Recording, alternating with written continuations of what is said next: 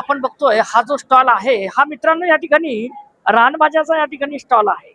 विविध ज्या रानभाज्या आहेत त्या रानभाज्या आपण खाल्ल्या गेल्या पाहिजेत आणि त्याचं महत्व काय आहे हे आपल्या आरोग्याकडनं या ठिकाणी कळते की कशा पद्धतीने आज या ठिकाणी ज्या रानभाज्या आहेत त्या लोप या ठिकाणी पावत आहेत आणि रानभाज्या खाल्ल्याने या ठिकाणी काय होतंय याचं थेट प्रदर्शनी त्यांनी या ठिकाणी मांडलेली आहेत। काही महिला भगिनी या ठिकाणी आहेत कारण की पावसाळी रानमेवा जो आहे तो पावसाळी रानमेवा म्हणजे एक वरदान आहे। काही महिला भगिनी आहेत ताई आपलं नाव?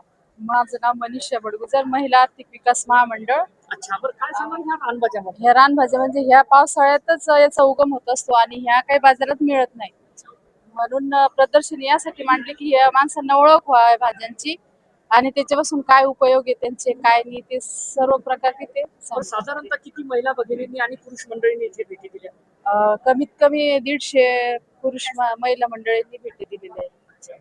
बरं, अशाच या ठिकाणी वारंवार या ठिकाणी सूचना या ठिकाणी नागरिकांपर्यंत देण्यासाठी, शेतकरी वर्गासाठी देण्यासाठी, सर्वसाधारण जे लोक आहेत त्या लोकांना माहिती व्हावी त्या दृष्टिकोनातून आपण पावलं कसे उचलणार या ठिकाणच्या माध्यमातून? सर, आमचं महिला बचत गटाच्या माध्यमातून आम्ही हे कार्य करत असतो। अच्छा, महिला बचत गटांच्या माध्यमातून मित्रांनो महिला बचत गटांचा सुद्धा या ठिकाणी समावेश येथे करण्यात आलेला आहे जेणेकरून महिला सबलीकरण सक्षमीकरणाचा जो विषय आहे तो विषय या ठिकाणी मार्गी लावण्याचा प्रयत्न या शिबिराच्या माध्यमातून दिसतोय।